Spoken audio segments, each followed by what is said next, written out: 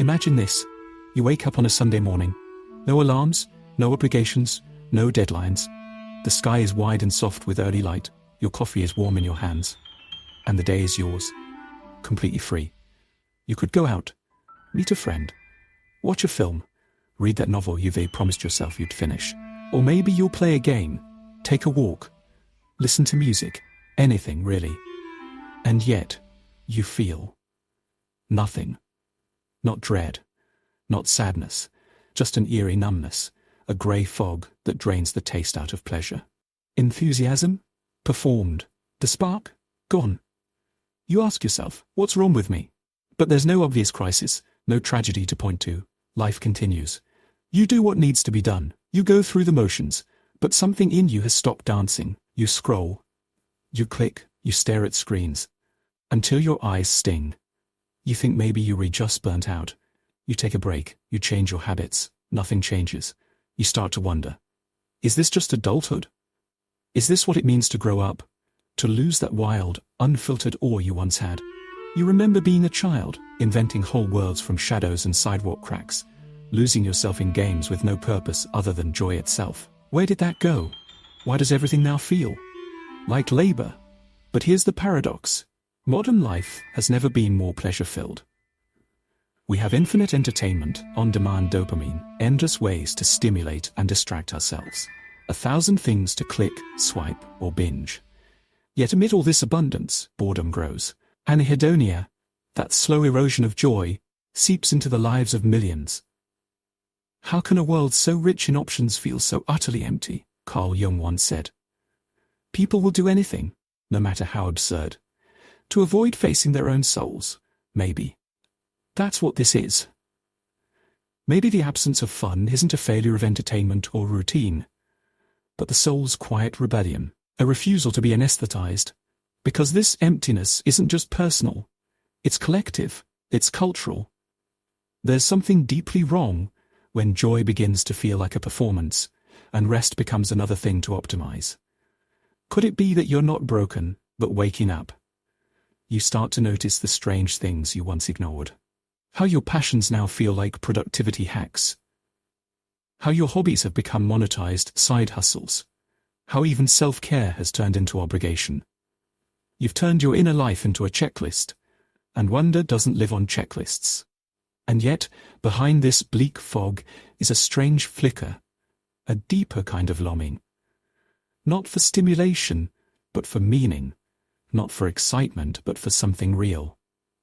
What if the reason nothing feels fun anymore is because you've outgrown the illusion? What if your soul is starving, not for more, but for something lost? A voice deep within you is whispering, this is not it, not the scrolling, not the smiling, not the synthetic highs. There is something else, but what? And here's the terrifying question.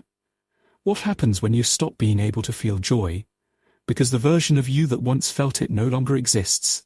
This isn't depression. Not entirely. This is something older, deeper, stranger. It is the quiet implosion of meaning. The slow disintegration of self beneath the weight of distraction and false desire. It is the psyche's silent scream for authenticity in a world obsessed with appearances. So now you're here, half asleep, half awake, floating between the ache of nostalgia and the apathy of now. The question is no longer why does nothing feel fun anymore? The question is what have we traded wonder for? And was the cost too high? You were not meant to live like this. Not in this flickering half-light of distraction and muted emotion. And yet, here we are, grappling with a strange, unspoken epidemic of numbness, an invisible erosion, not of health or wealth, but of soul. And behind the question, why does nothing feel fun anymore, is a far more terrifying reality. We no longer know what fun even is. Carl Jung would not have been surprised. He understood that behind our casual phrases and surface emotions lie archetypes, symbols, and ancient psychic wounds. For Jung, this emptiness is not simply a modern malaise. It is a crisis of meaning, an indication that the self is being ignored, suppressed, or altogether abandoned. What Jung called individuation, the process of becoming your true self, requires tension, pain, even chaos. The soul demands growth, but growth is uncomfortable.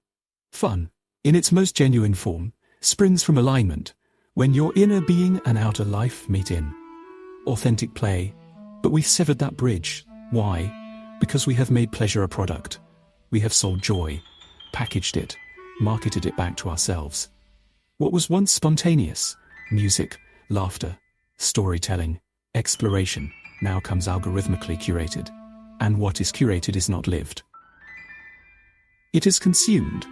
Nietzsche foresaw this spiritual decline. He called it nihilism. The collapse of higher values, the loss of meaning in the wake of a culture that worships surfaces and metrics. He who has a why to live, Nietzsche wrote, can bear almost any how. But what if we've lost our why? What if fun has become unfun precisely because it no longer connects to a deeper purpose? We have mistaken stimulation for fulfillment. That is the core of the issue. Jung warned of this too, noting that modern man is sick because he is cut off from the unconscious. We run from silence, we run from solitude, we run from ourselves, and in doing so, we run from the source of all true vitality. Arthur Schopenhauer, often dismissed as a pessimist, saw beneath the veil too. He argued that desire is a kind of suffering, that we are doomed to chase pleasures that never satisfy, only to fall into boredom once they're achieved. This creates a vicious cycle. Want, acquire, tire, repeat, and each cycle leaves the soul a little more depleted. In this context, fun becomes a drug, something to chase, to schedule, to have, but not something to be. The modern psyche, constantly bombarded by dopamine, becomes numb to it. We've lost the art of anticipation, the patience that allows joy to build. Everything is now. Everything is easy, and nothing matters. Jean-Paul Sartre might call this bad faith, the self-deception we perform to avoid responsibility for our own choices.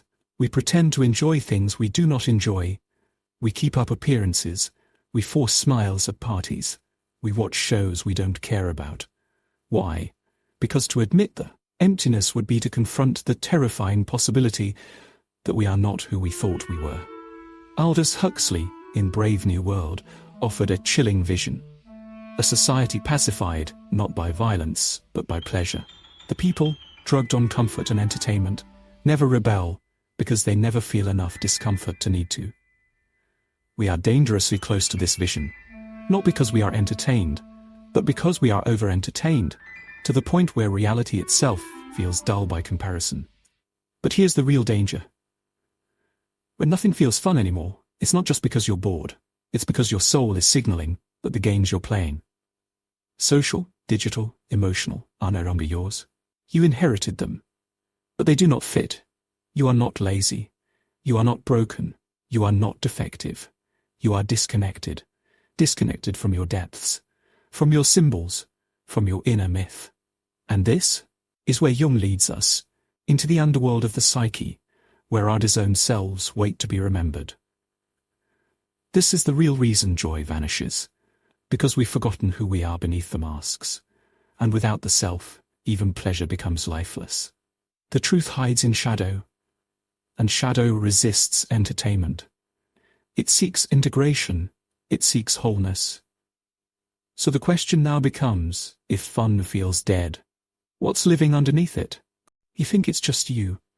You tell yourself maybe you're too tired, maybe it's a phase, maybe a vacation will fix it. But this numbness, this invisible erosion of joy, is far more insidious than you realize. It's not just a mood. It's a symptom of something vast, cultural, and contagious. Because when nothing feels fun anymore, you begin to withdraw. Not from the world, but from yourself.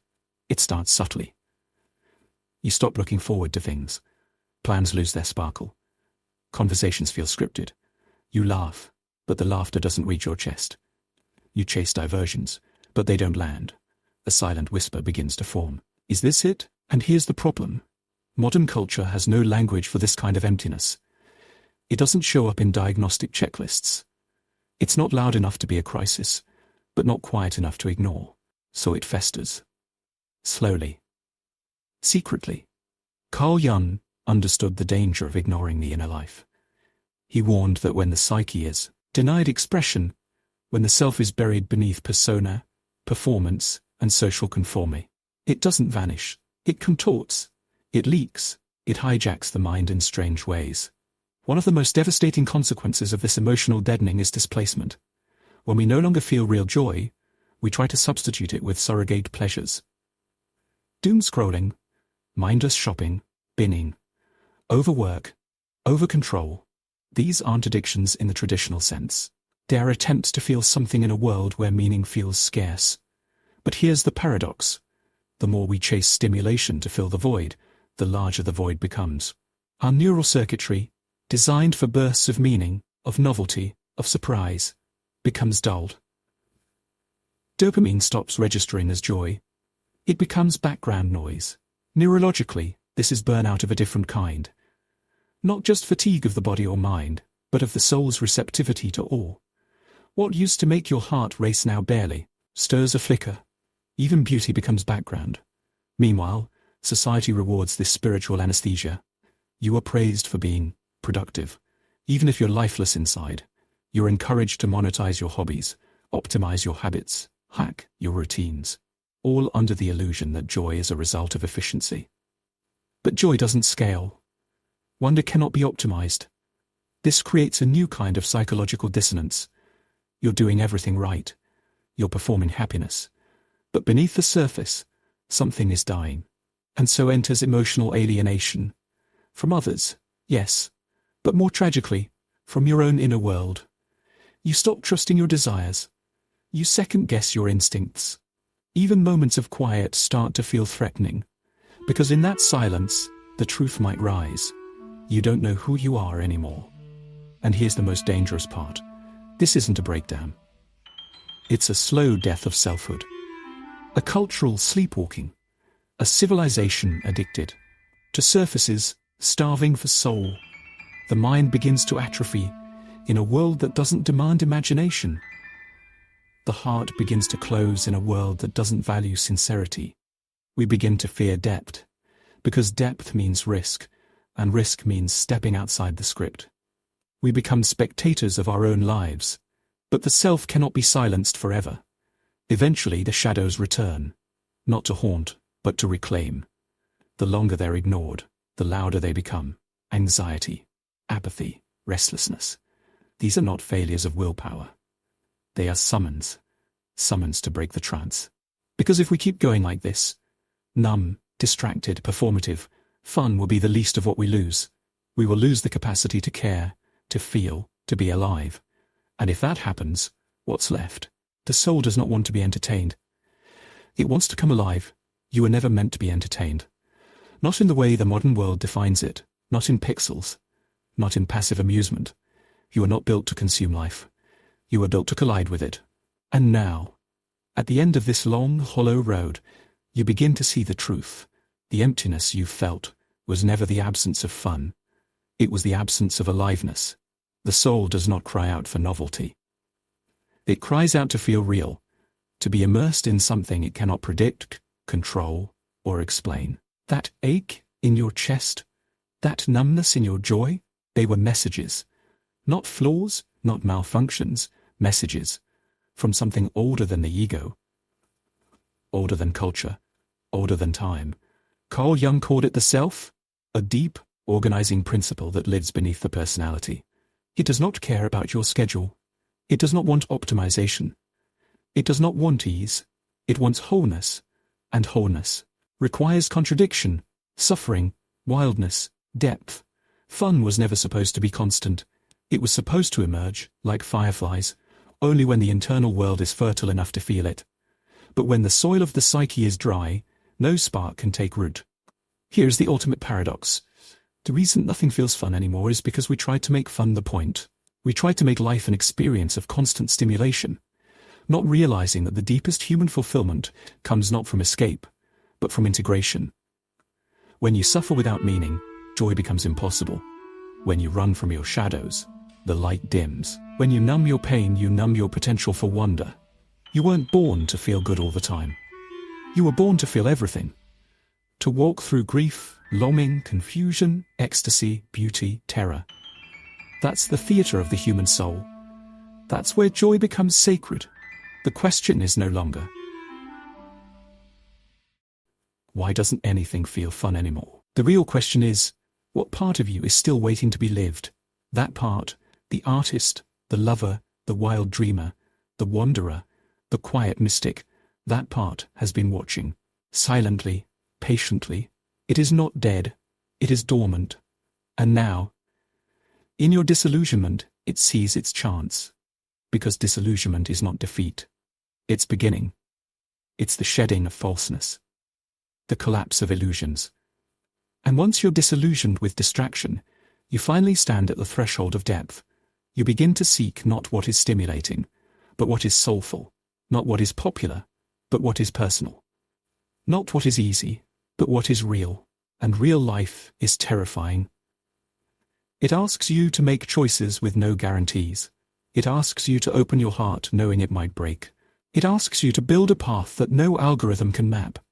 But real life, true, unfiltered, uncurated life, is also where the sacred returns. When you cook a meal from scratch and cry because it tastes like your grandmother. When you walk in the woods and lose track of time.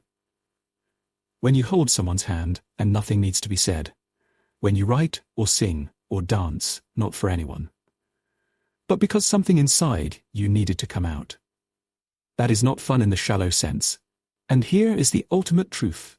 Your joy will return when you stop chasing it as a product and start welcoming it as a byproduct. A byproduct of living in alignment. Of showing up fully. Of letting go of who you're supposed to be and embracing who you actually are. This is your invitation, not back into the dopamine machine, but into aliveness. So the next time nothing feels fun, don't run, don't distract. Stop. Listen. Go inward. Ask your soul what it's trying to say, because beneath the boredom, beneath the fatigue, beneath the scrolling and silence and Sunday night dread, is a voice.